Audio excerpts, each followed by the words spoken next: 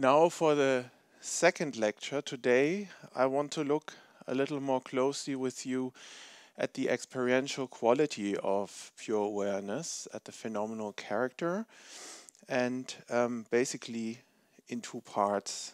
I want to give you a little bit of statistical data, but not so much from this paper which you have, which is out there, and look at what could be philosophically relevant in factor analysis briefly. And in a little longer second part, I want to look at actual reports, verbal reports that were also given in the study, and look what we can derive in forms as kind of a qualitative analysis from this. I will give you a short positive proposal of mine to provocate you for a discussion. And in the last 10 minutes in the third part, I want to just share what I think are the four most important empirical research goals as soon as we have managed to lay the conceptual foundation. But let us, as usual, start with a short introduction. And you may recall from yesterday that I'm trying to pave the ground for an interdisciplinary research project, which hopefully happens in the future, on three different levels. First, by extracting semantic constraints from the existing literature, East and West, old and new. We have touched upon this already. I found 6 semantic markers for a working concept of pure awareness with which we can start. Then we have begun developing a psychometric instrument. This is something, as I've learned, which you can incrementally make better and better after the first statistical analysis. And then we have begun to build a database of phenomenological reports, and we can use this as a lens to look at the other data, the qualitative analysis of 841 reports in which people describe their own phenomenal experience. But you may also remember from yesterday that there was a first data point, namely item 84, when you confronted meditators with the sentence, "The experience of pure awareness is the simplest kind of conscious experience I know." They could move a slider on a scale. There was a median rating of 80 out of 100 possible points. And I want to now exactly start where we left off yesterday with the last question. Today I'm going to bombard you with some new concepts I found useful, and as an introduction here are the first two.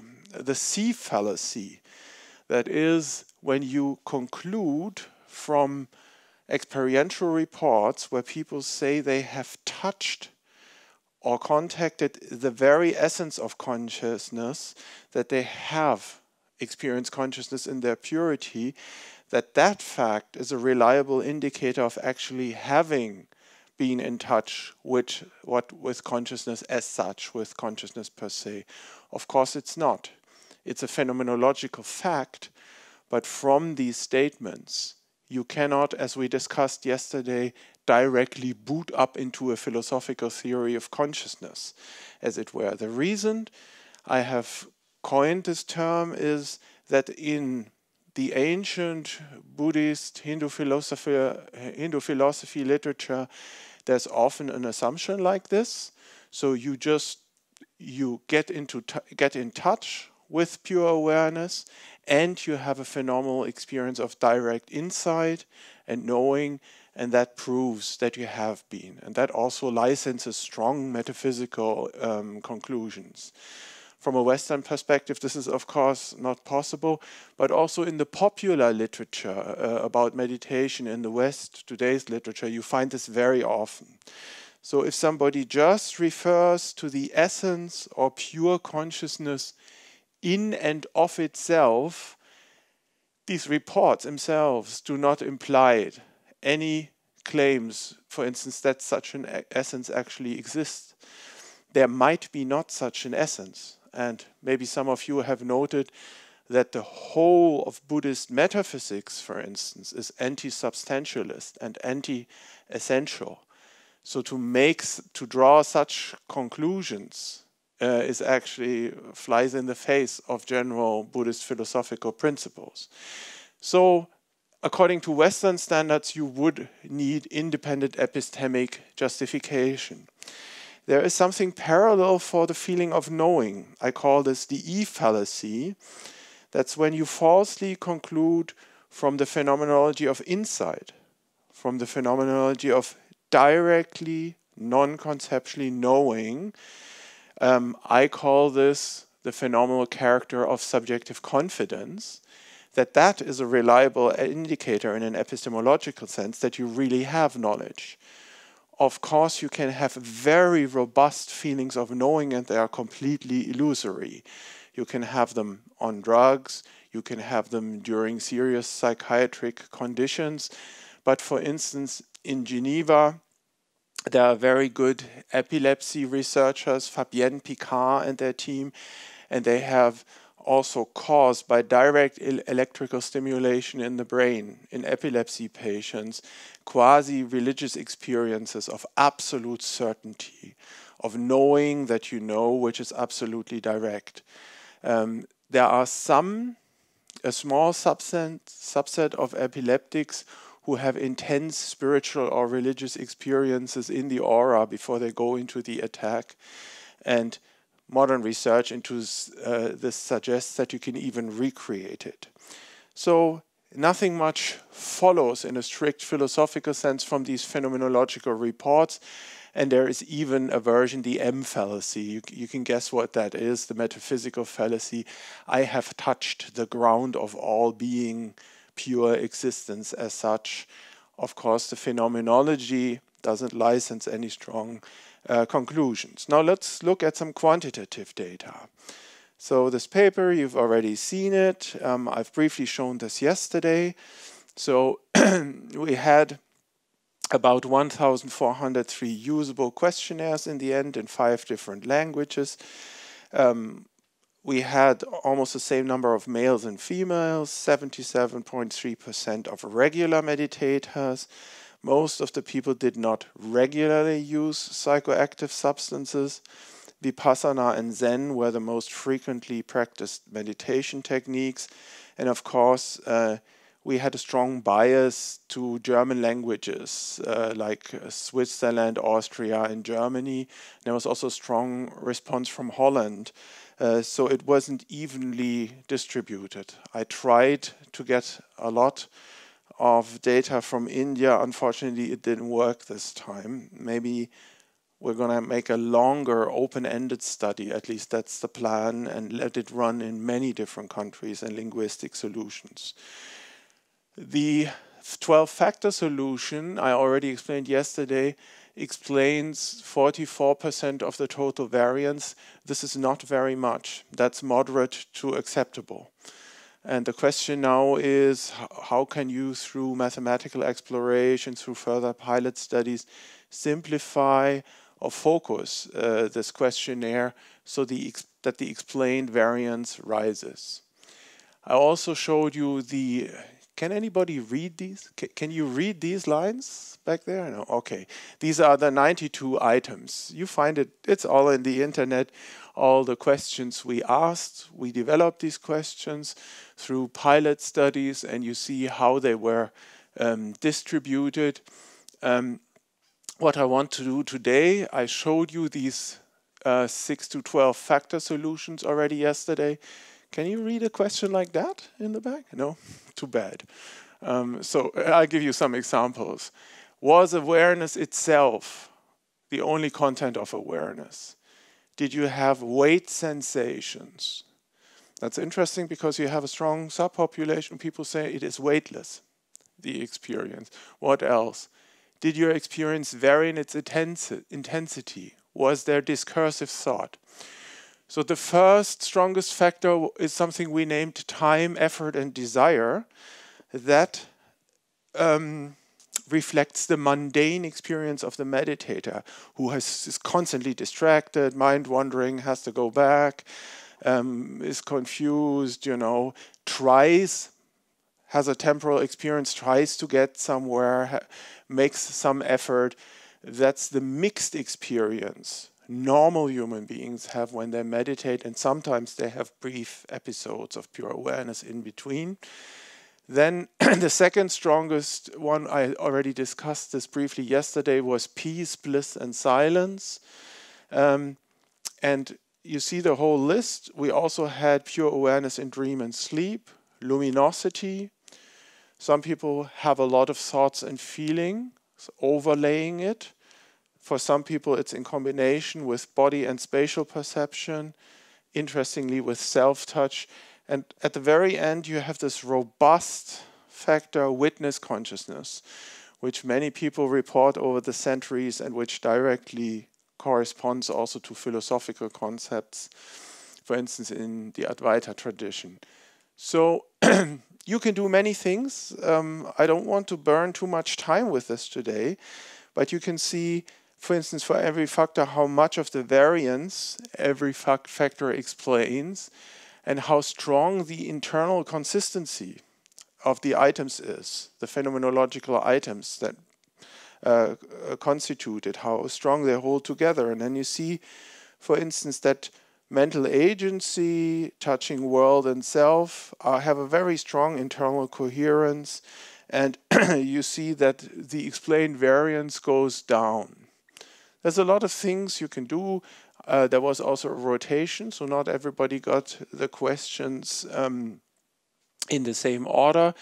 For philosophers, there are many, many different methodological issues to be discussed there. They're well known. For instance, one is response drift, that people answer 92 questions, and while they answer it, they get a feeling, now I know what these guys want to know. You know, and after 40 answers, they give different answers, and after 60 answers.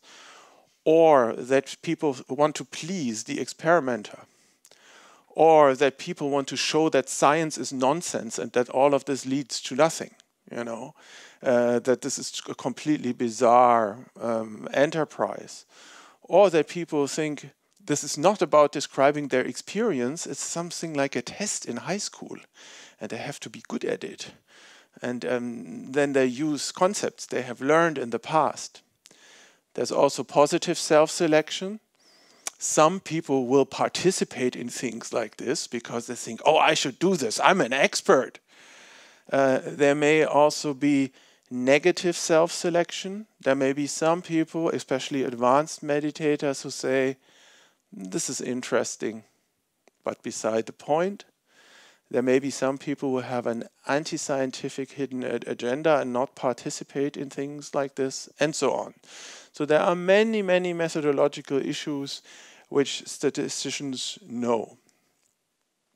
Then you can look at how different factors are correlated. For instance, you can see how is 1, 2, 3, 4, 5, 6, 7, 8 related to, let me see. Now I'm getting confused here. So the bold things are the measurable if there are any correlations. And I wanted to show you one. Let me see. How does this work? Touching. So touching world and self has a strong correlation with luminosity. That is one example for a phenomenological correlation which is absolutely mysterious to us. We don't understand. Why should experiences of inner brightness or pure epistemic capacity, even visual phenomenology, be correlated with experiences of being in touch with the whole world or something like this? For me, it doesn't make sense. But then you have an interesting research target. So let's select some interesting factors and take a slow start. So factor 2, I think, is interesting. We talked about it yesterday. So the experience of relaxation and ease is very strong. And there's also the simple experience of silence, of complete mental unperturbedness, which is unbounded. It has no form. I'm going to come back to the phenomenology of unboundedness. But I want to show you how you can generate new phenomenological concepts in natural language out of these combinations. So we saw in this coherent factor that the experience of relaxation and ease and silence is very strong. But we also see that in the same factor, people report a strong experience of their existence as such, the experience of pure being. So this tells you that the real pure awareness experience in meditation is something different than mere relaxation. It is something I have called existential ease. It's a sense of being relaxed that has to do with your own feeling of being itself. It's an existential form of release. Here's another new concept that emerged. So maybe you have had this, maybe you've had it as children when you were playing. This is not only for meditators. Non-sensational awe, a feeling of wonder, of awe and wonder, but without any sense of, that it is shocking or sensational. That seems to be a characteristic of many, but not all, pure awareness experiences. That is a phenomenology of rapture, of being gripped by the experience, but which is entirely undramatic, relaxed. It's not something shocking. So here are two reports.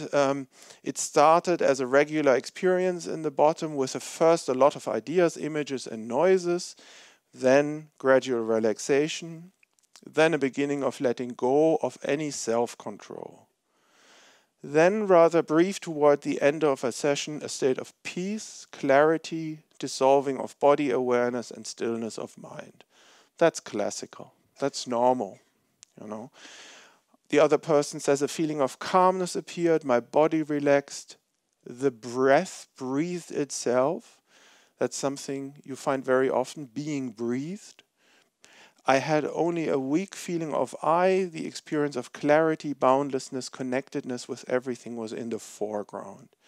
Feelings of peace, happiness, everything is okay the way it is arose within me.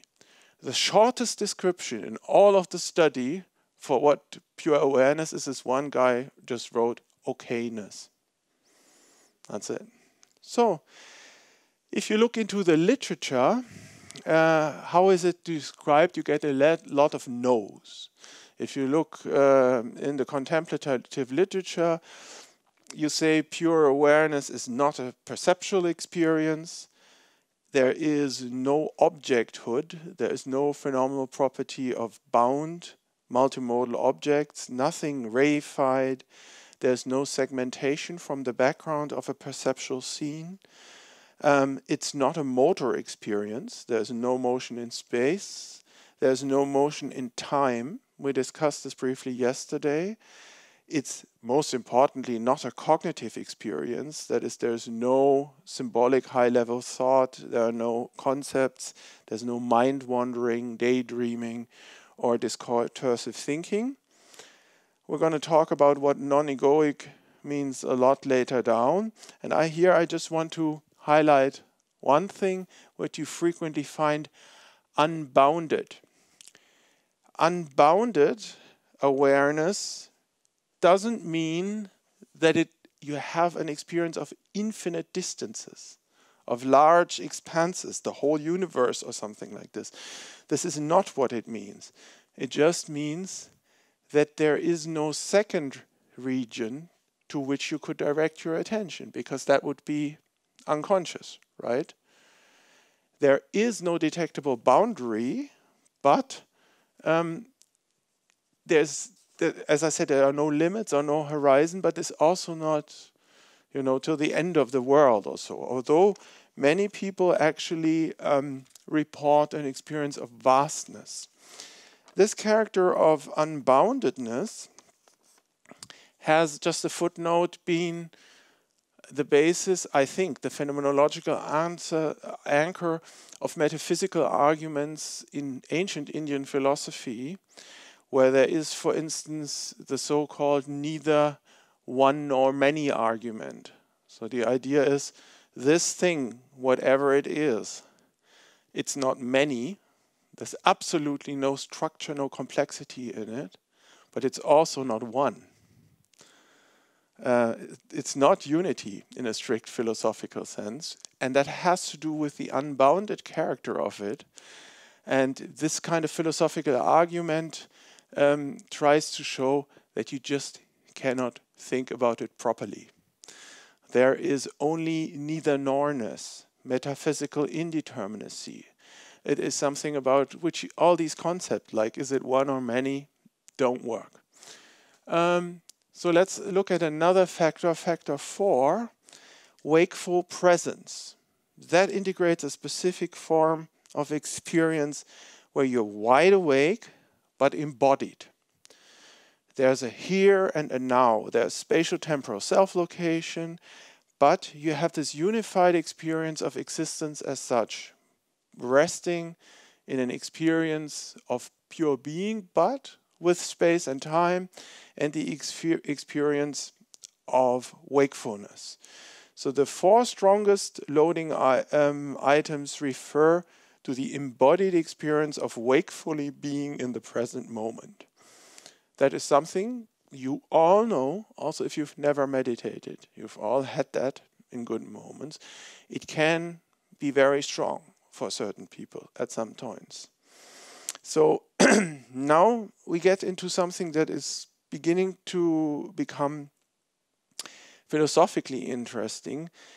If we interpret wakefulness as a functionally autonomous conscious representation of epistemic capacity, the capacity for self-orientation in time and space, the capacity for attentional control, then we come to something that I will discuss later, namely a quality of epistemic openness.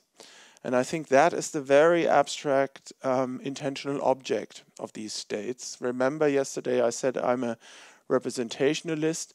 So in Buddhism there's this concept of salva, epistemic capacity, and you have many passages where scholar practitioners, that is philosophers who were also long-time meditators, say it is the pure capacity for knowing. You experience the potential, but you also have these interesting concepts like self-generating ever-fresh awareness. So it's functionally autonomous. You don't have to meditate. You don't have to do anything.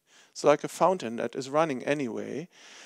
And primordial knowing, the primordial epistemic quality that precedes any kind of perceptual knowledge, cognitive reference, and so forth.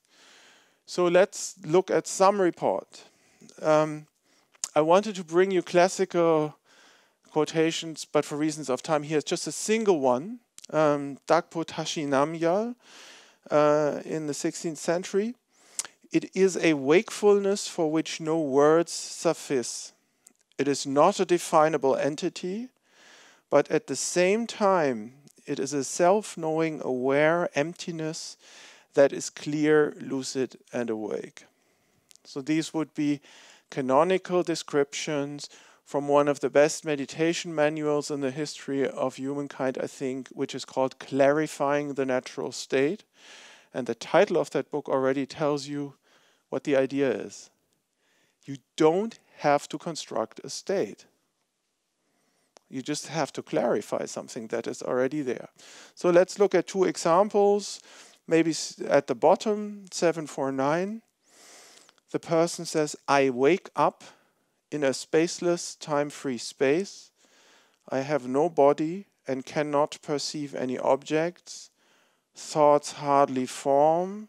They cannot grasp anything. There's no memory. I know nothing about myself. I also have no conception of, probably is the word missing here, of being human, of being a human living being, life, world. There's only awareness that I am. Nothing happens. I rest in this awareness and am aware of it. So I think you get the general idea. This is a full absorption episode. I will talk about this later. So here are factors 3 and 8 for you. And I think they are, in their combination, maybe philosophically most interesting. So in factor 3, called self-knowledge, autonomous cognizance, and insight, you have epistemicity. You have this concept of knowingness, but not the phenomenal character of knowingness. And it is autonomous, because that is something that is unfabricated. Just when you see blue or you see green, it's not part of the experience that you are constructing the green or making it. The same for this pure wakefulness. And then we asked people, did the experience have a quality of knowing itself? Not you knowing yourself, the experience knowing itself. That actually turned out to be the strongest loading factor. That was what people really thought it is. So there is something philosophers might call first-order reflexivity, because there is no second higher-order act pointing down to it, and it's non-egoic. So the non-conceptual quality of pure knowing can at times be self-directed, but in a non-egoic way. And I think that's a major philosophical discovery. So there is no kind of mental agency or bodily agency. You don't do anything. You don't guide attention. It just reveals itself in this, if you want to call it like this, recurrent epistemic movement. There is no conscious sense of control in this phenomenology. There is no ownership, like ownership for thoughts or for body parts.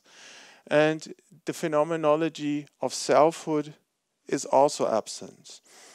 And I think that is something we should follow up on, because we now have empirical evidence, first phenomenological evidence actually, that there is a homunculus-free form of self-awareness.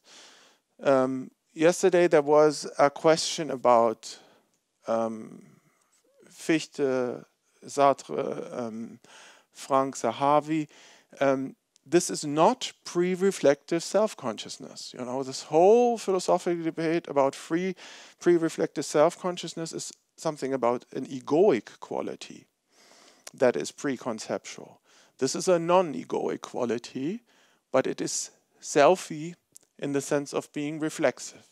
And the question is if we can have any good philosophers can make a contribution to bring conceptual clarity into this. So let me see. So this pure knowing has no subject. The epistemic subject is not represented in the experience, and there's no object. But you have an experience of wakefulness which is uncontracted. That means it's not you who is wakeful right now, but as some poets have said, the cosmos has awoken, or the whole thing is wakeful. It's unbounded, we've just defined this, it's non-dual, no subject-object structure, but it is self-aware. And that self-awareness lacks the markers of egoic self-consciousness. There's no agency, no ownership, no high-level narrative, no location in time and space.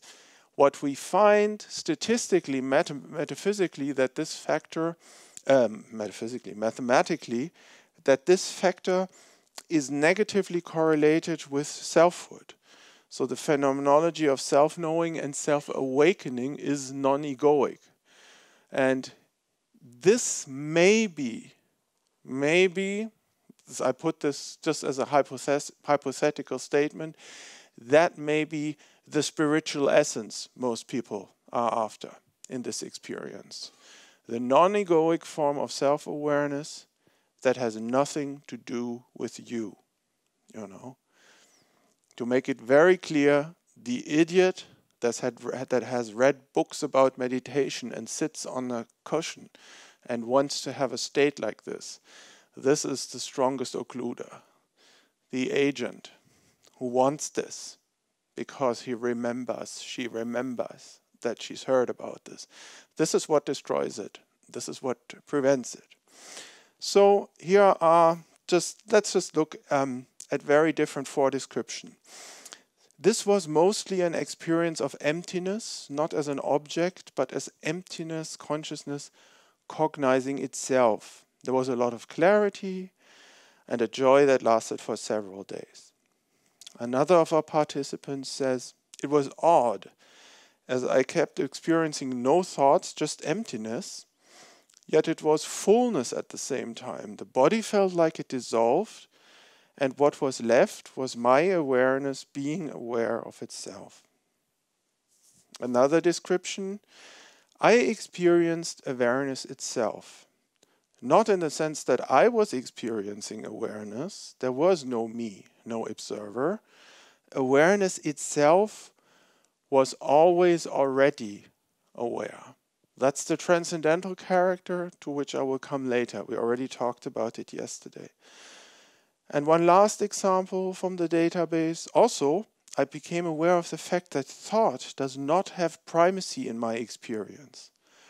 Rather, awareness has the primacy. Thought is occurring in this awareness, which is also aware of itself. So this is hard to understand for philosophers, because among probably all human beings, there are no people who are so identified with their own thoughts like philosophers. But here you have an example of the phenomenology of identification dissolving and something else emerging from which the emerging thoughts are observed. So now I'm going to throw 3 new concepts at you that I think might be helpful. The first one is nonegoic self-awareness. That's a new phenomenological concept, no metaphysics, nothing. And it refers to a non-egoic signature of self-knowing. It's the experience of non-conceptually knowing that knowing is currently taking place, and it's experienced as selfless self-knowledge. It's an experiential quality of reflexive, non-dual, selfless self-awareness, which involves a form of self-certainty. Analytically, I remember when I went to the logic professors and said, what is certainty? I said, it's knowing that you know, right? If that is certainty, it's a dynamic state where there's constant knowledge that knowing is now being accumulated. So everything hinges, if we begin to talk like this, what does non-egoic mean? So here's my 6 criteria definition of non-egoic for you. There's an absence of location in space and an absence of self-location in a temporal frame of reference. No here and no now. There's no ownership, either for the control of attention, for instance, nor for the body. There's no agency, neither in the mind nor in the body. And of course, there is no high-level cognitive self-reference of oneself as oneself, the thing most philosophers have thought about. So here is an older phenomenological concept, concept number 2, which I have coined a certain time ago. The unit of identification, and it's important that we really understand this. It's very simple. The unit of unit of identification is any content that later leads to statements of the type, I was that, or even while it is taking place, I am that. So right now your unit of identification is probably your body as you feel it from the inside. You are this body sitting here right now. You can also identify with your emotional self-model. This is getting a bit boring here. I'd rather, You can identify with your cognitive self-model, right? This is what we normally identify with. And sometimes we can only say it after the fact. A meditator who has dissolved into this emptiness might afterwards say, I was that. So this concept I coined in earlier research where the question was, what is MPS? What's the simplest form of embodiment, right? We discussed this yesterday, and there are empirical examples for bodiless dreams, where you have a phenomenology in a dream state where you are an extensionless point. You have no dream body, but you have a perspective. And there are asomatic out-of-body experiences. There are phenomenal state classes where you're outside of the physical body as represented, but you don't have a second body. And this only also applies to mind wandering. So think about the following thing. You're standing at a red traffic light. You're identifying with the person that is on their bike at the red traffic light, waiting for it to turn green. Bong, then you have a thought, I still have to buy tofu and bananas. There's maybe 300, 500 milliseconds, there's a short video running in your mind, which probably shows you how you run in between the shelves and how you get that and how you go out again. It's an action simulation, a virtual reality that's running in your head. As long as that is running, the unit of identification has changed to the protagonist in the daydream. You know, you are absent-minded. Then the traffic light turns yellow, and boom, you're embodied again. You are locked. You're the person on the bike, and you start riding. That would be a shift in the unit of identification, and I think it happens much more often. So if you're interested in where this comes from, there are two similarly named papers. One is called Why Are Dreams Interesting for Philosophers? The example of MPS, and in the Handbook of Spontaneous Thought in Oxford University Press, there's this paper, Why is Mind Wandering Interesting for Philosophers? This is where the concept came from. This can be applied. So the third new concept is a non-egoic unit of identification. So that is any non-egoic conscious content where you later say, I was this. And it would have to have these characteristics.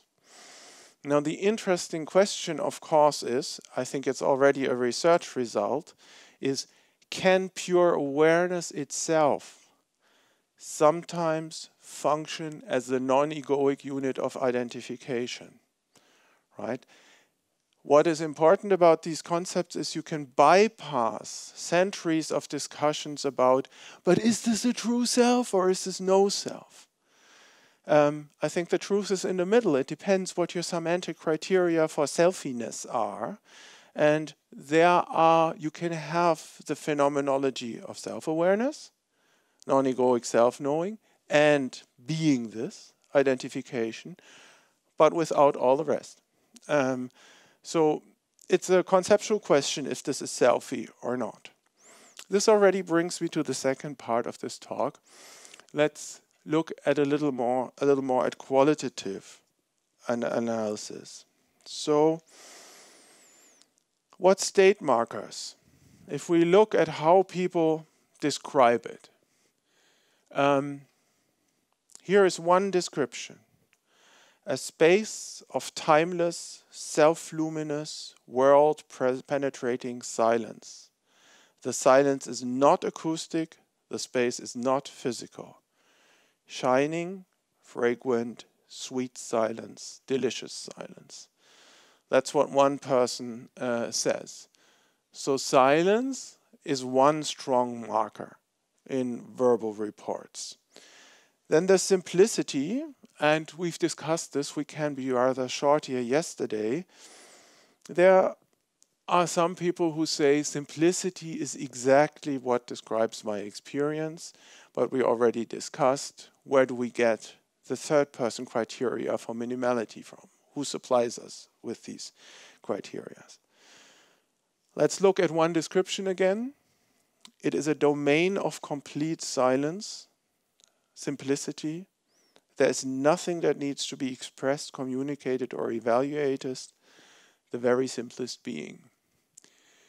So here you have two more state markers that fall out. So one person just says unreified clarity. Can you experience clarity as such, but not as an object that you look at? unreified. Is that a phenomenal experience you know? Your Tibetan Buddhist would say, hey, you're experiencing it now, right now. This is all permeated. That's why you're conscious by clarity. You just don't get it because it has been there all the time. It's like the buzzing sound of the refrigerator that you don't hear anymore, right? And of course, wakefulness. So one person said, infinite simultaneity, yet wide awake. Wakefulness, as I said yesterday, is the conscious experience of tonic alertness, and I think on the most abstract level, this can be described as epistemic openness. More about this in a second. Then there is the signature of knowing. This signature of knowing, that's another result, can occur in a way that lacks subject and object. So there is actually a phenomenology of knowing without a self or an observer that knows. And it can be experienced in isolation and non-dual. I don't know if you can make sense. I picked this one for you. Can you make sense of it? One person said, I suddenly had the feeling there are impersonal eyes in the room. Have you ever had a situation like this? Where you had the feeling observation is going on without an observer? That, in any case, is a typical marker that falls out of many descriptions. Now, yesterday we already had the question, what the hell is pure? What does this mean, right? So I'll give you 6 descriptions of pure that fall out of this research about what pure consciousness could be. The first 3 ones are simple and easy. So the first reading you find in a lot of phenomenological reports, but also in the classical literature, is contentlessness. Pure awareness has no content, that is how it's pure. Then there is the restricted version of it. There's no thought. It's just being awake without having any thoughts. This means you just have to watch your thoughts and see if there's a 2-second break between 2 thoughts. Then you have it. Can you do that?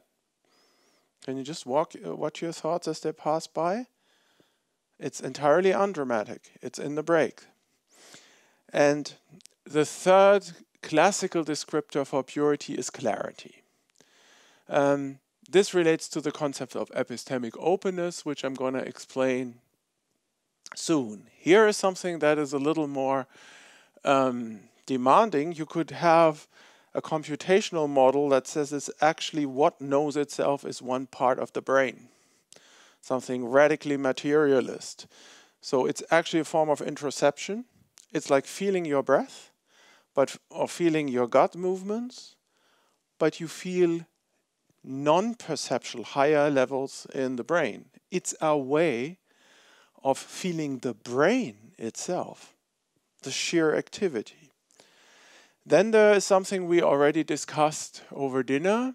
Purity can also mean suchness. I don't know if you have ever taken LSD and looked at a bottle. Then you could have had a dramatic experience of suchness, as Aldous Huxley describes it in The Doors of Perception, where he says that after a long time at looking at a last judgment, the end of the world, the revelation of God, and with great effort, he began to realize that this is a chair. Can you look at a bottle like this? So the experience of suchness has a long history in Eastern philosophy and Buddhist philosophy. And the basic idea is that you can see the epistemic openness in perceptual objects themselves.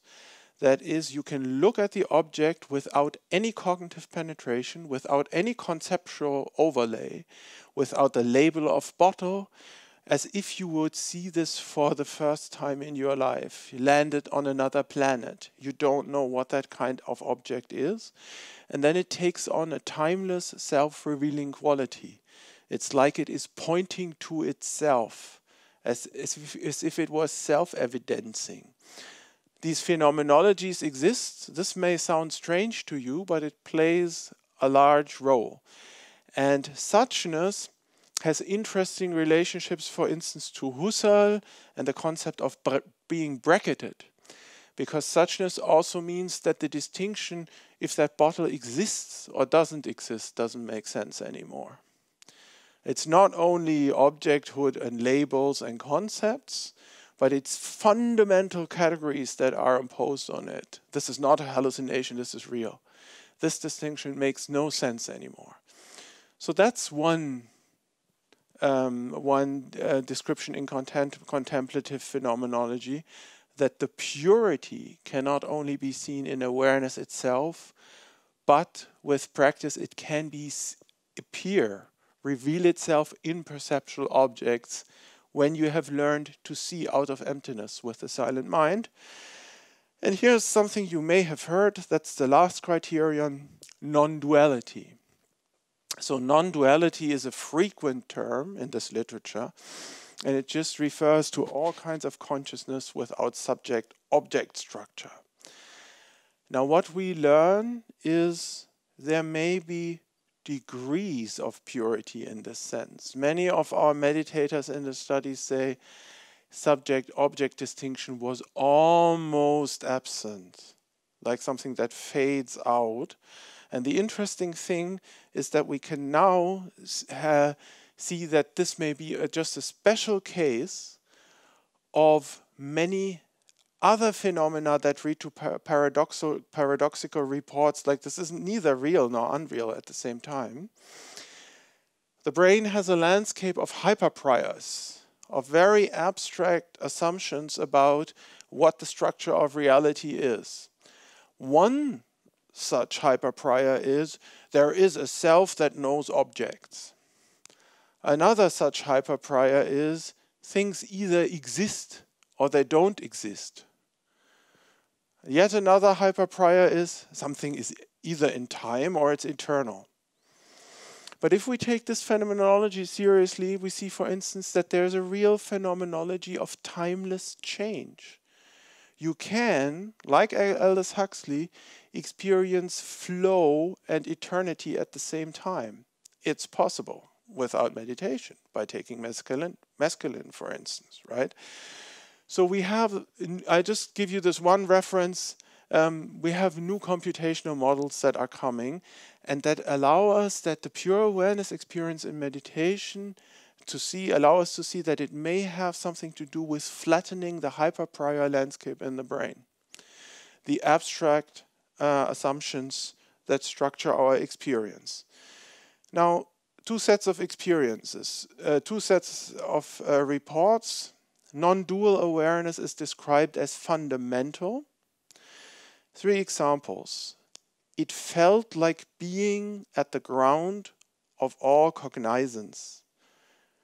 It filled the whole body, and the field was everything was slower, easier and clear. The mood was relaxed, positive and almost without desire. Thoughts and feelings surfaced from time to time, but less often than usual, and they came slower, but disappeared out of consciousness again more quickly. The difference between subject and object dissolved. My body, awareness, and objects were one. Now look at the second one.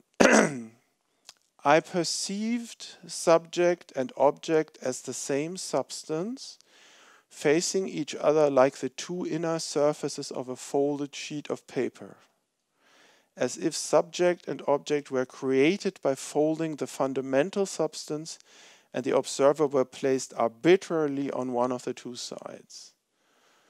That is the kind, you see, people really tried hard to give us good descriptions of the phenomenology.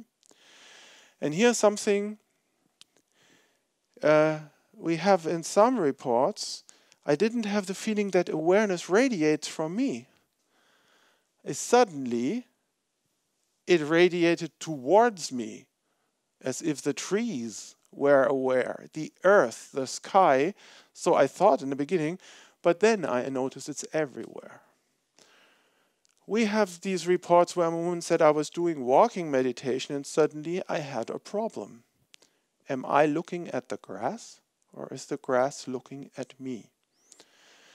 So there are phenomenological configurations where this property of epistemicity can be uncontracted and undifferentiated, and then suddenly knowingness is everywhere. Now here's the second thing, I briefly talked about it, which is interesting for philosophers. Imagine somebody says, this is complete, the whole approach, your research approach is complete nonsense. Why look at the phenomenology? This is not phenomenal awareness. This is noumenal awareness. This is the thing in itself. So, 2 German reports, they describe pure awareness as it has always been there, and I felt like getting in contact with something, touching an inner quality that had always been there. And 2 English language reports, I experienced awareness itself, not in the sense that I was experiencing awareness. There was no me, no observer. Awareness itself was already, always already aware. And you have another person who just says, always already, not coming or going. This could be the intuitive anchor for transcendental philosophy, right? Experiences of this kind.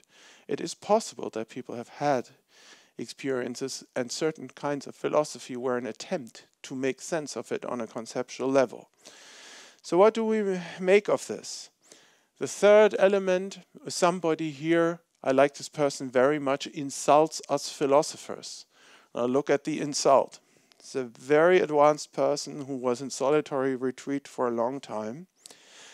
And she says, this is exactly what is so impossible to describe, that it is precisely no experience at all.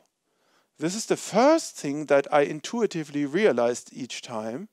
This is no experience now. And then she insults us and she says, this may sound like philosophy now, but it is only an attempt to put the state of pure awareness into words for myself. That is classical, but the question is, what do we make out of this? Here's something dramatic where somebody said, it never started and it never ended. And that's no contradiction to saying that it lasted about 6 hours. And then they even say, none of this was experiential. Can you understand this? You can understand this? Yeah.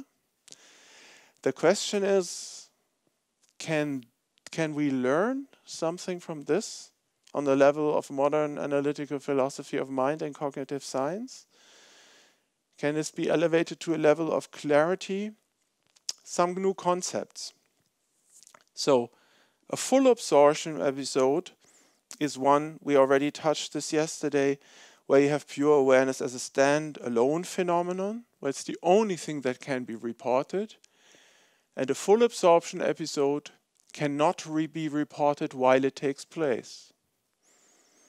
The interesting thing is, it can also not be introspected while it takes place.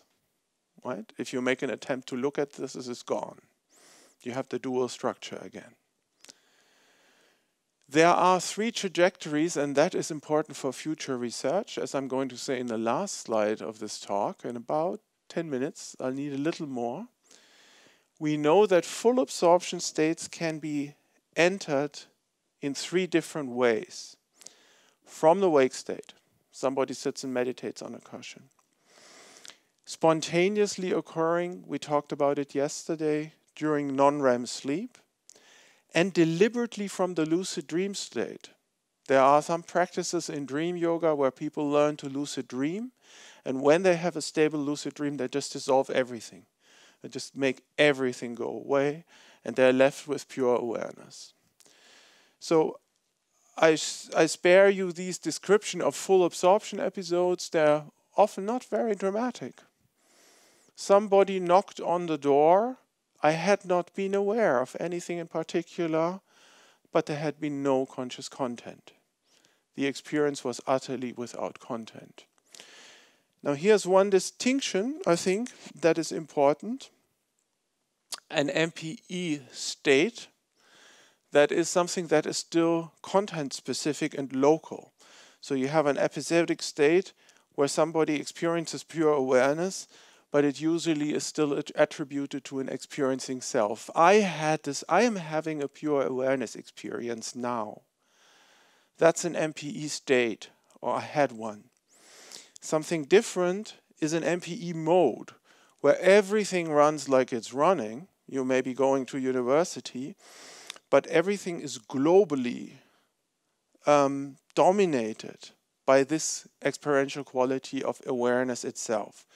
Examples are witness consciousness, non-dual awareness, and clear light sleep. So I take this distinction from two of my most favorite philosophers of consciousness, Tim Bain and Jacob Howie.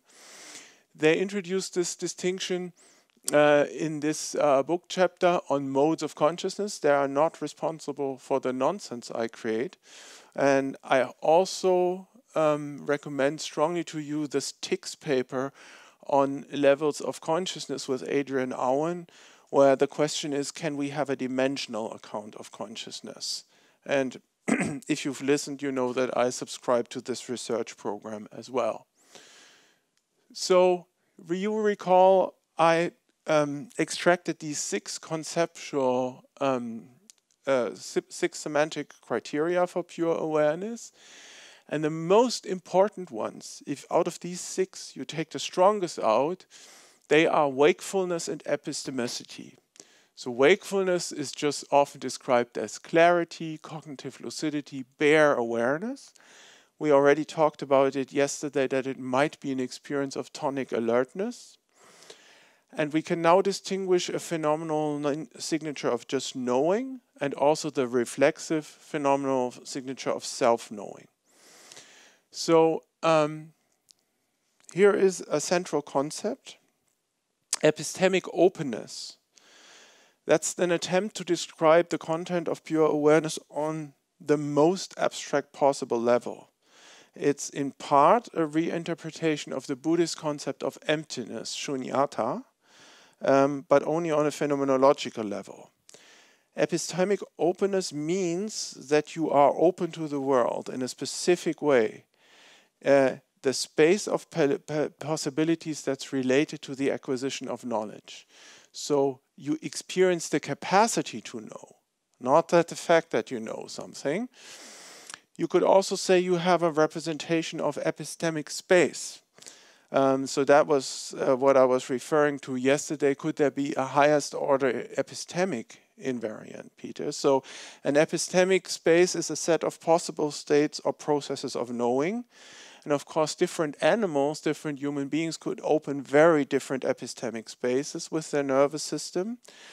But let me now, in passing, in one slide, solve the problem of consciousness for you so that we have done this. The idea is that if a system has an internal model of its own epistemic space, then it becomes conscious because it non-conceptually knows about its own capacity to know. And in that model of knowledge being possible, everything else takes place. If it also has a model that is not transparent, but a model of the epistemic space that is opaque, then you get the pure awareness experience. Then you see it. If that model of epistemic space is phenomenally transparent, what you get? You don't see it. You see realness. Then you get appearance of the content. So just think of a window. You can look through a window into the garden, but you can also look at the window pane in that visual metaphor. You can become aware of the window if awareness itself becomes phenomenally opaque, as G.E. Moore, for instance, explained to us. I want to end on a positive proposal and then make some proposals for future research. So the general hypothesis is that pure awareness can be described as a predictive model of a specific set of epistemic capacities. In our own case, this is high stimulus readiness, orientation readiness, and the capacity for executive control. It's a temporally shallow, a very thin model computationally with a very short predictive horizon, no complex state transitions. It just predicts that knowledge is now possible, nothing else. Something could be known. The conceptual distinction is one between the physical property of arousal in the brain, that's a purely physical property, but it also is a vital parameter that in evolution animals had to learn to control. For instance, to evolve a sleep-wake cycle, animals had to control their own level of tonic alertness. Tonic alertness is a functional property that determines the capacity for sustained attention. That's a causal function that results from the successful control of arousal over longer periods of time in the brain. And this causally enables things like orientation in space and time, attention, and so on. And the phenomenological level is the property of wakefulness. Wakefulness can be described in many different ways as a representation of tonic alertness.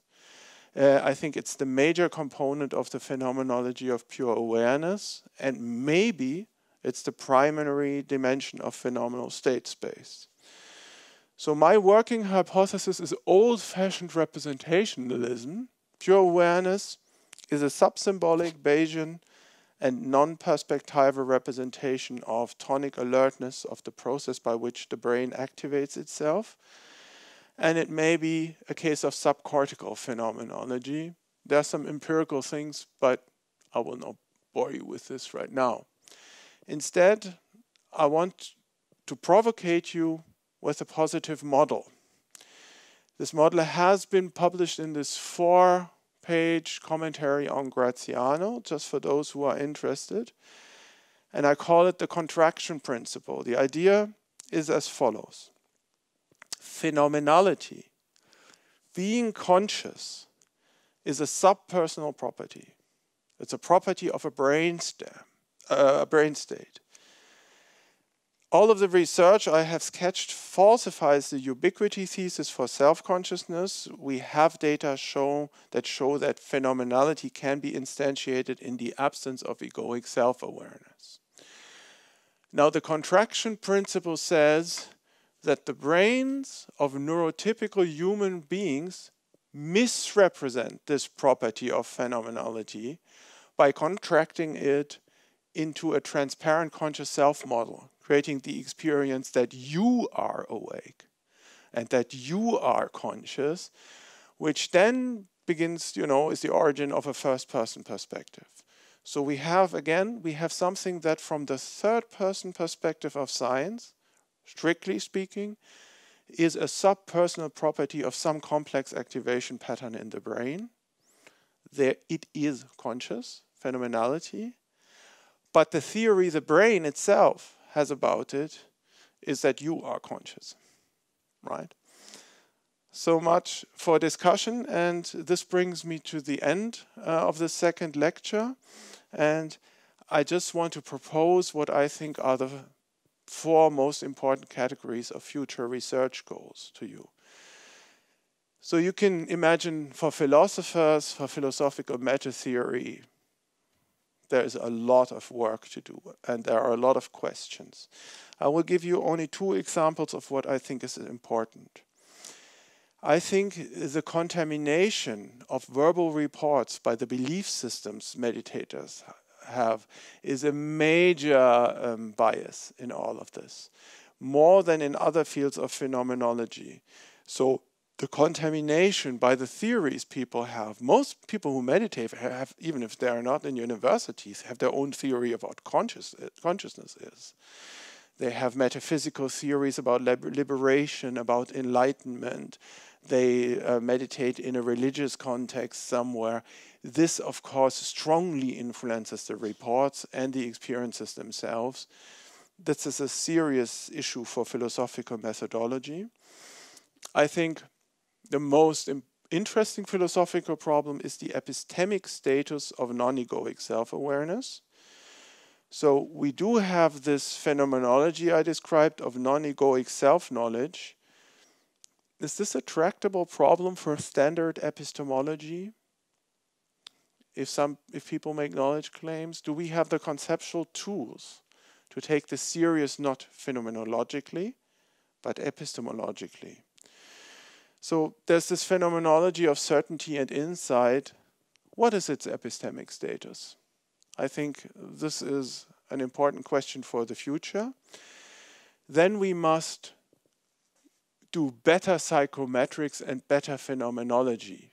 So we need larger populations, different languages, more countries in the world, better mathematically optimized questionnaires.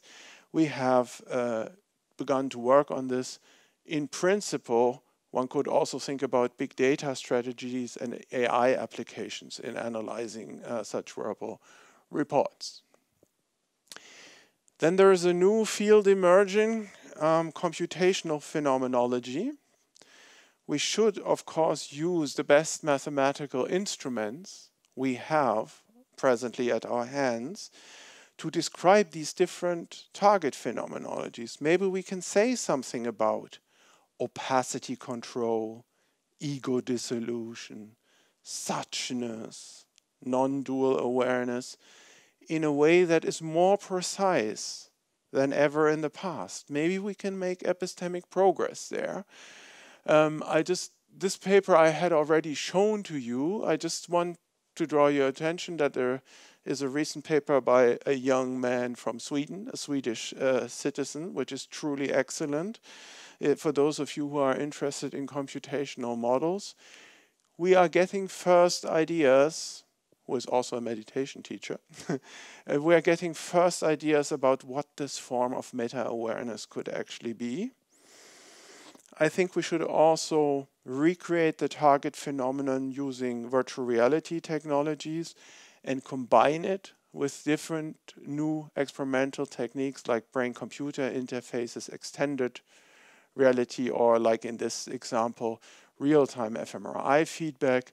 So the question is, can we non-invasively reconstruct the pure awareness experience also in non-meditators using subpersonal routes of causal influence?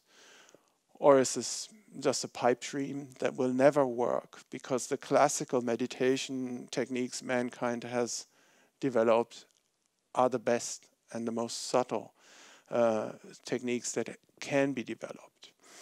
And finally, and this is my last slide, what I would really like to see is what I call the triple triangulation project in neuroscience. So the first triangulation would come as follows. You try to isolate the minimally sufficient neurocorrelate for all full absorption episodes where somebody goes into pure awareness from the wake state.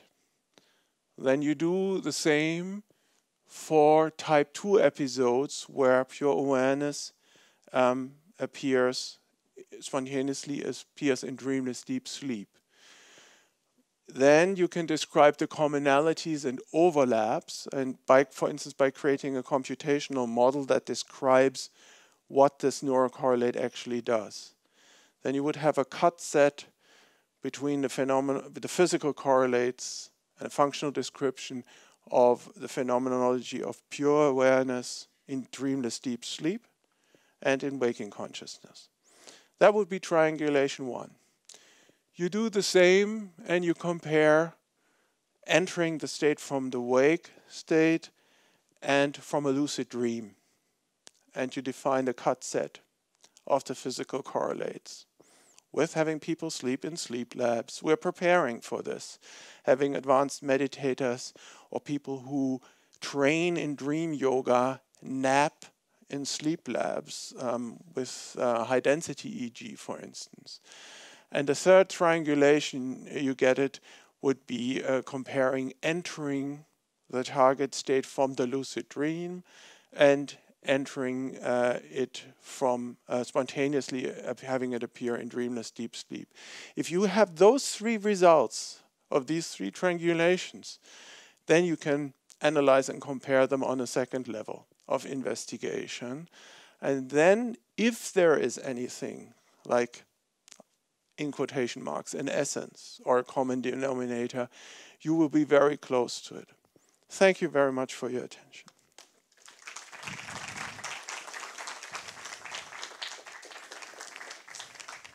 So I'm going to ask a similar question like I asked yesterday regarding selfhood and this phenomenal experience. So I got caught up on the point of transparency and opaqueness, and discovering that this window you are looking through exists is an experience of this sort of phenomenal experience that you're talking about. But I'm still stuck up on the point that there seems to be there's always someone observing this opaqueness, someone having this experience, someone experiencing consciousness as such, and the self always seems one layer behind, or the observer always seems one layer behind or outside, or not reachable in this pure form.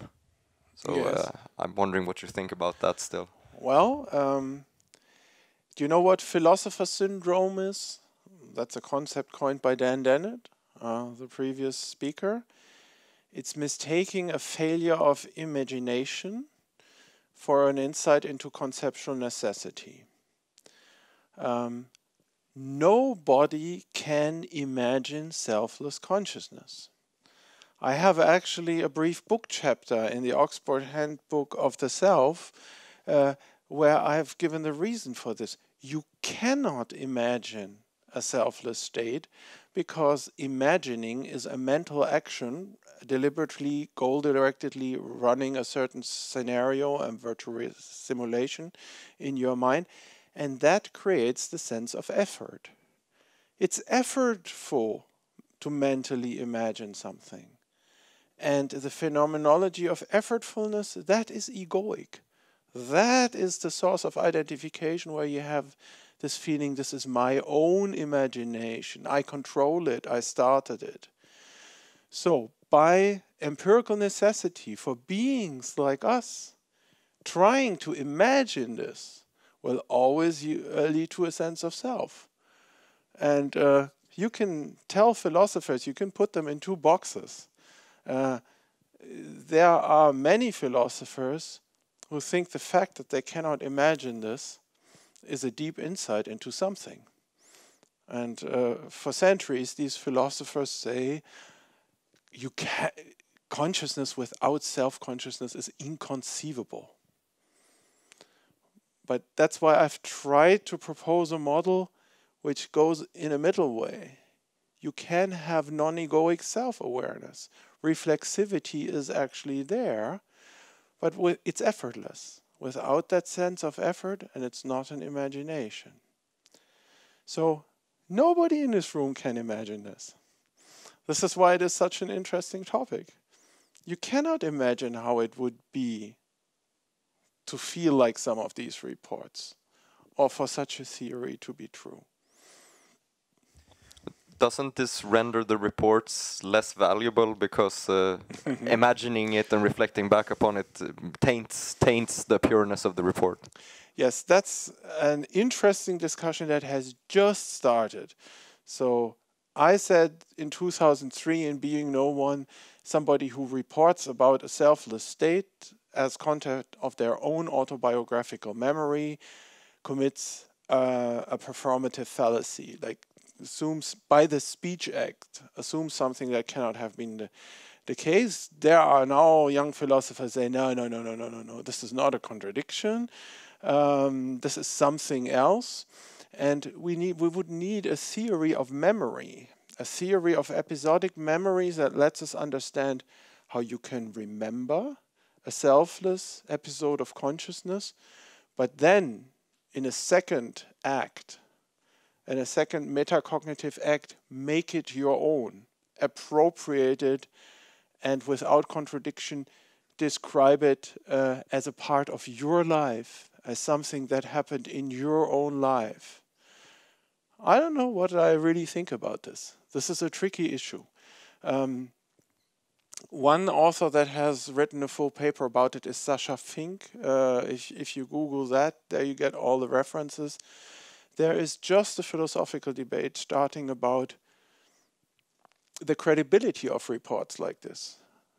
Are these people just, in lack of better words, actually saying something that is wrong? Could it be said in a better way? Or are there really sometimes episodes in your own life which are not episodes in your own life? You know, like islands of selfless awareness that sometimes appear. If I may complicate matters a bit, as soon as one has begun to think about it, there's a much more exciting possibility in the context of my own theory, the self-model theory of subjectivity. Maybe all experiences on a short time scale are selfless, if you look at them. And this whole process of that conscious experience is actually a process of remembering the present. The process that only happens after you have quickly integrated it into your self-model and begun to confabulate that they were part of your life. But if you were to look really closely under a temporal microscope, like the mindfulness meditator, you would see that actually all episodes are selfless. They're just very quickly always integrated into an autobiographical self-model. And then there's a little man in your head that says, this was my life, and it happened to me. Yeah, thank you for your talk today and yesterday. I have kind of a lingering question, which I couldn't really gauge your stance on based on this talk. And so I'm wondering about like your position on the causal efficacy of phenomenology. Mm-hmm. So like, especially with like, you were talking a bit about the comatose patients yesterday. Mm-hmm. And so do you think that phenomenological properties can be causal? Well, they would have to. I hate to say this, but I wrote my dissertation about recent solutions to the mind-body problem. It could be a simple and straightforward identity, for instance. So the experience of wakefulness, which the coma patient doesn't have, could be identical to a certain computational brain state that we can describe as predictive control of tonic alertness, perhaps. That's entirely speculative.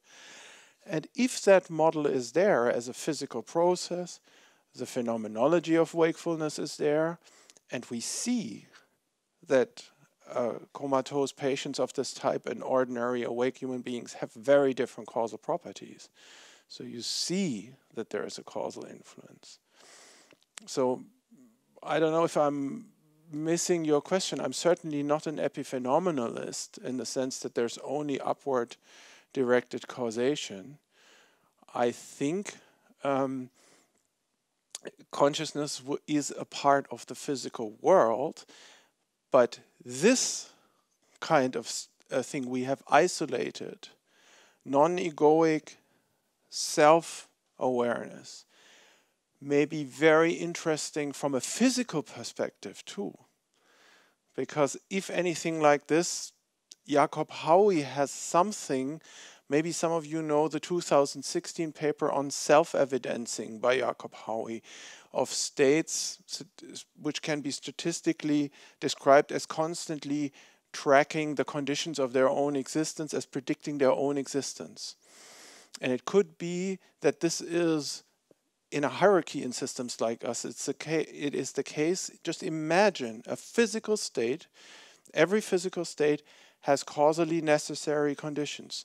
Now imagine a state that predicts exactly its own conditions of existence constantly in a medium, in a special physical medium, which makes the state simulate these very conditions of existence. Then it would be a self-sustaining physical state that for a certain time keeps itself in existence by predicting its own existence.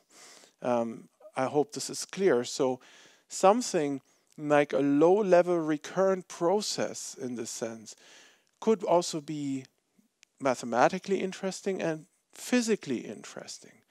It is possible that self-knowing pure awareness is very interesting from a physical point of view because it has, and that is highly speculative, causal density, a very high proximity between cause and effect that you find nowhere else in the physical universe.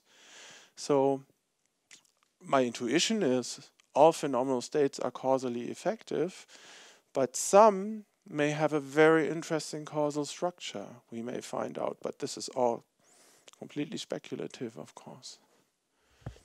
I'm sitting here with a funny feeling that it's easier for me to understand your completely new concepts than to understand how you are using a very old concept, that of representationalism. You said again and again, and yesterday, that I am a representationalist. Now, for me, representationalist with respect to philosophy of perception means that I never, if it's complete, I never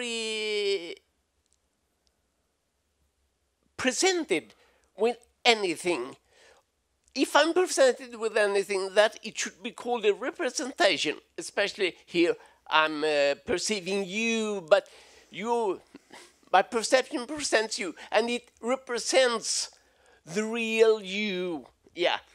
So for me, as I've been using reading, it presupposes the concept of representationalism, presupposes a dualism between subject and object, exactly what you want to erase with respect to at least pure awareness. So I'm sitting here wondering, what does it mean by representationalism? Yeah, I would like to know that.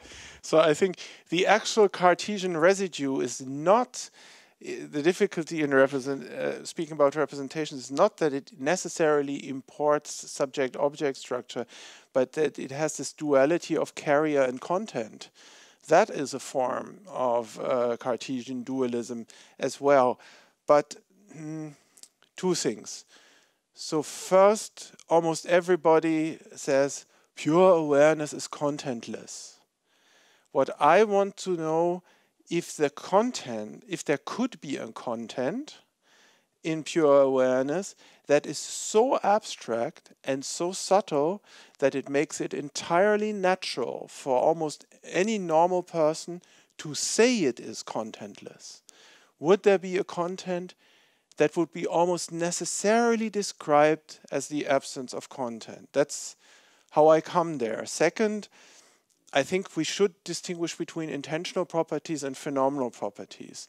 So a given, say, a brain state or something will of course have intentional properties, and it can successfully relate us to the world and the environment, right? But the phenomenal properties, how it appears to the system itself, they supervene locally. I think they are really something in the head with a local supervenous space. But of course, the process of knowing the world is something dynamic, also socially constituted with embodied agents. And in that sense, you can, of course, be in touch with the world and experience the world. Just the metaphysical status of the phenomenal properties are that they are locally instantiated. Who was it? I think Malebranche said what you said. He said, you are locking us in a palace of ideas, right? Like we are in a palace of mental representations and we are never in touch with the outside world. I think given predictive processing and Markov blankets and the local supervenience of phenomenal properties, that's true for consciousness. That is really a bubble somewhere. But of course, this is a nested process. There's not only one bubble. The bubble is embodied, it's enculturated, it's socially situated, and it's in dense interchange with others. And in that sense, there is real intentionality, I think, and there are real knowledge relations, and most of them, by the way, are unconscious. I think most of the ways in which we have knowledge about the world are ways which we do not consciously experience. I hope this clarifies a little bit, but I certainly do understand your worry.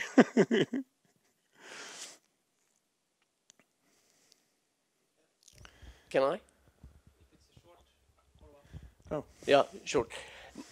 When you answered the former person, you said, I think that you said, I'm not an epiphenomenalist. I think it's identical with the brain state. Now, when answering me, you said the conscious experience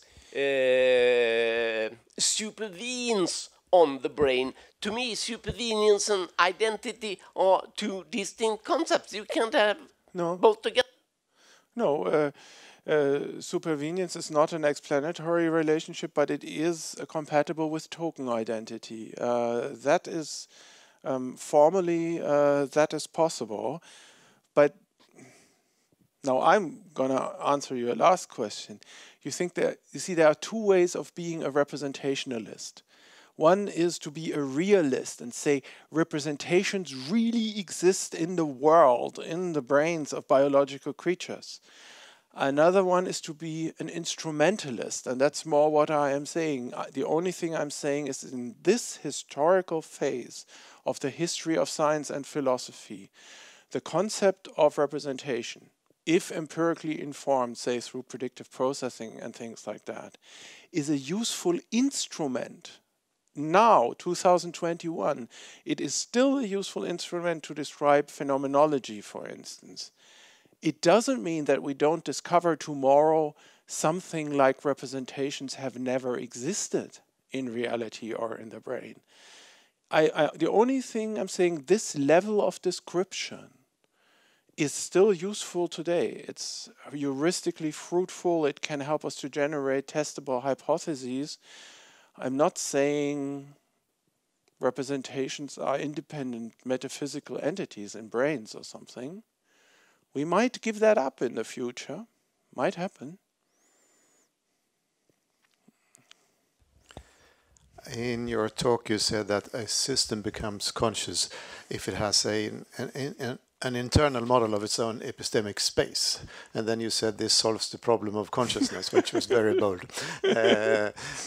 But this reminds me of Nick Humphrey's position. And Nick Humphrey is one of the previous Pufendorf lecturers. He has something similar. I mean, it's a self-reflective system.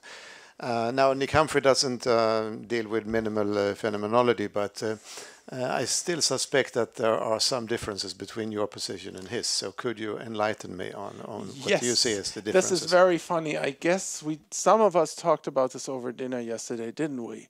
So, as you know, I also do AI ethics. And so I thought of Nick intensively just last week, I think, because he has a funny theory of consciousness in his 2011 book, which I hope you all know, which says that the evolutionary advantage of consciousness basically could have been that it makes life so fascinating for the animal.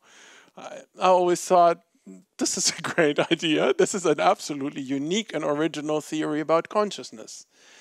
Now, I also like to listen to the Tristan Harris podcast, not Sam Harris, Tristan Harris, about humane technology and how algorithms destroy our minds, the algorithms that optimize social media.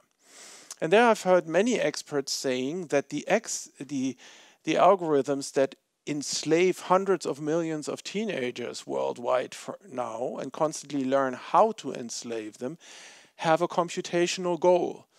And a computational goal is sometimes called maximal engagement. So you want the user to stay on the website longer than that person planned. And you want the user to get lost. And you develop new tricks to do that, to extract attention from hundreds of millions of users worldwide's brain, package them and sell them to your customers, advertisement customers.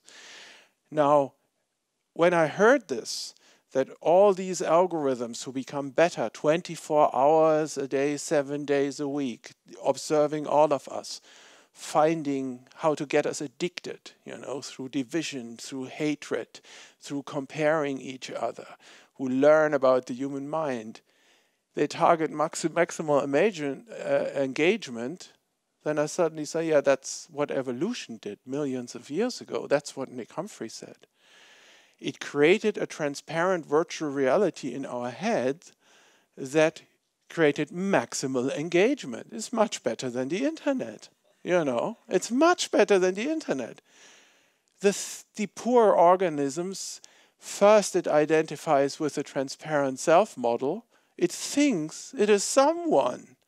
And then it begins to hallucinate goals.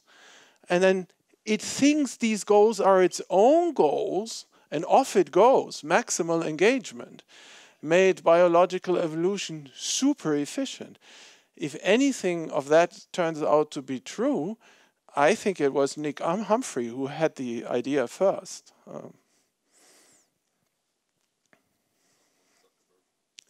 No, you are lost right now. You think you're not online, but I mean, yeah, you think you're not online, but do you know what our best current computational models of consciousness say? There's a convergence in the community. Consciousness is a controlled online hallucination. That's the term. You are now having a complex dynamic hallucination that is now constrained by sensory input. And you just don't know it. So does this mean that you accept Humphrey's solution, or do you want to say, I mean, I thought you had a different opinion about what consciousness is? No, it just made me think about it. It may, speaking of causal efficacy, there's an empirical prediction. So if Nick is right, and we could achieve by technological means or by spiritual practice a state of global opacity where all conscious content is experienced as, a representation, right? As virtual, as advanced meditators describe, I have a whole book chapter on this, then you wouldn't be maximally engaged anymore. Your phenomenology would be one of walking in a lucid dream or in a magical illusion or something like that in a virtual reality. Some meditators describe this, that everything has become bracketed, become phenomenally opaque, and the empirical prediction would be those people have no children anymore, like Buddhist nuns or monks. Those people would not be enslaved by the evolutionary algorithm anymore, and their engagement in worldly matters would be dramatically decreased. Now think of monks and nuns. It's an old human tradition, right? Not only in the East. People who renounce the world and give up the world. And sometimes they even have strange ideas that all of this is a thought in the mind of God or something like this. So if Nick was on the right track, it should be able to test it. You should become a biologically inefficient system if you have a globally opaque model of reality. So I was interested in the connection between mystical experiences and the experiences that were described by the meditators, because it seems that there is a lot of common features between what they described and what is described in the literature of mystical experiences, for example, with psychedelics conceptions and stuff like that, such as like feeling to be outside of time, that all is one, that there is a fusion of the self into a whole. Mm-hmm. So I was wondering to what extent actually they're mostly describing mystical experiences that are well known in various experiences. And another question is, actually, are we really getting at a pure, fundamental, simple consciousness experience with these reports? are they just a description of altered state of consciousness, meaning that maybe there is just a regular consciousness, but the working of the brain is mostly impaired or very different from the normal weight processes, but it's not really more pure or more fundamental than what we we touched on this yesterday already. I mean, the question of what is pure and what is simple is a separate philosophical question, and we have no good answers to it. So first, we cannot decide your questions if we don't do our conceptual work in philosophy and mathematics. And maybe if you imagine a super complex state space, maybe there are 3 minimal states, which are all 3-dimensional also. Maybe there is more than one. Maybe we have no concept of minimality that makes sense. Or, as I briefly indicated, this is just my first empirical entry point. We find out, this is all interesting, pure awareness and meditation. But now, given our concepts of minimality, there are much simpler states of consciousness. For instance, maybe we all have in dreamless deep sleep very brief flickers of awareness for half a second, which none of us remember. Very brief islands of awareness. Nobody knows we have them, but we have them. And maybe according to some future scientific criteria, they are simpler than pure awareness. Then the new thing about this statistical questionnaire is that it selectively targets the pure awareness experience. There are a number of psychometrical instruments targeting mystical experiences and describing them. And for instance, if you take the psilocybin studies in Johns Hopkins University or so forth, they are used. And you can show that psilocybin quite reliably leads to mystical experiences above certain dosages. That's an established scientific fact now. You cannot say this of meditation practice. There was a certain ambiguity, in the question we said, can you describe a paradigmatic experience where pure awareness were very clear? And we also said in the beginning, we don't want any dramatical, mystical, or deep spiritual experiences, peak experiences. That's not what we're after. But a large number of our participants reported just this.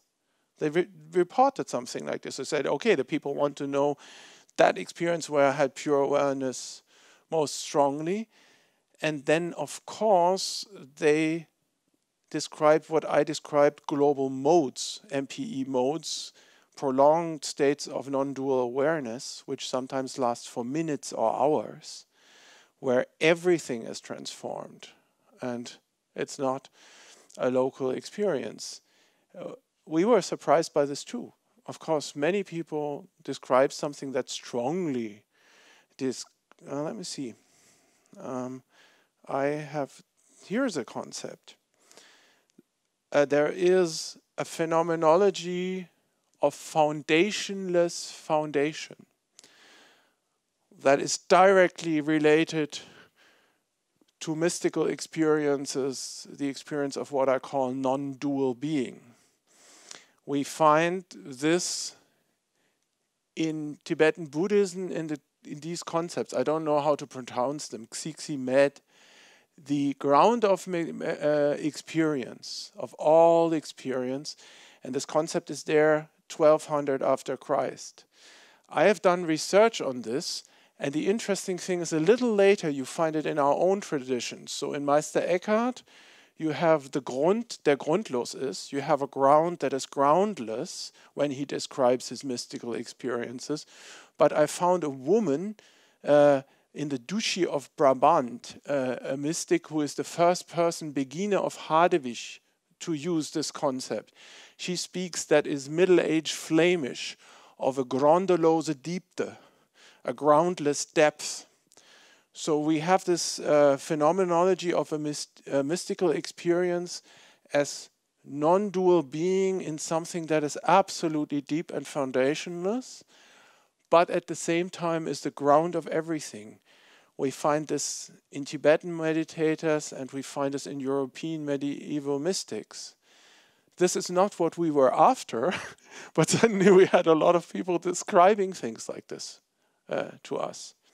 Still, MPE as such, pure awareness, is not a mystical experience, just as this. Thank you. Thanks a lot for this. I was thinking about so am I following right in thinking that by your picture, consciousness is subpersonal, and consciousness requires a self model, and then the brain does the representational work of representing conscious phenomena and personalizing them, or bringing them under the so that they're born by the self in some sense. Mm-hmm. Is that right? I should make a distinction, and it's very good that you asked this, because, I have talked about self models for 25 years now, and many people have misunderstood this as that a self model is a model of a thing that is the self. So we must distinguish two kinds of things: a phenomenal self model, an egoic self model. Say the brain or any systems has a conscious representation of an ego-like entity, a knowing self. Another thing is a computational self model, where a process in the brain or somewhere else models itself dynamically. That could be A, unconscious, and B, completely selfless. So the idea is, if you have this non-egoic self-awareness I was talking about, this would only be a self-model in the computational sense. Some state would selflessly represent itself, but ordinary consciousness, like you have it right now, there you also have a phenomenal self-model in the sense of an ego that is knowing, looking, thinking. So it is helpful to keep apart the phenomenological notion of an egoic self-model and the computational model of a state dynamically representing itself. Right. That's really helpful. Yeah. But if we take the phenomenal self model, then we kind of have, I'm reluctant to say lower order, but you have the initial conscious experience, and then you have the representing. I was just wondering if you have an idea about the way in which these interact. Are we aware of both of these? Do they permeate each other, or is one opaque? Does one block? The question is also in whom? In people like you and me, normal people, or in some advanced meditator. So this is entirely speculative, but the reason, yesterday we talked about minimal phenomenal selfhood, and one question is, okay, humans have evolved a conscious self model and a large unconscious self model. What is it functionally anchored on? What is the highest source of invariance? I have said, influenced by Damasio, it's, the upper brainstem, it's the interoceptive self-model. It's that part that creates homeostatic stability, that keeps the body alive. Ultimately, it's anchored on the life process. But now there is a different answer to what is the deepest level of our self-model appearing on the horizon. It might actually bottom out in emptiness, in silent clarity. It might bottom out in this indeterminate state where all these distinctions like self and world, existent and non-existent, make no sense anymore in this indeterminate, very simple state in which the capacity for knowing itself is represented. This could be, so to speak, the bottom out of which it emerges, and where you get inside body feelings and all the biological phenomena later on. I've heard one author say, I don't know if that's a good model, that the egoic self-model is parasitic on pure awareness, right?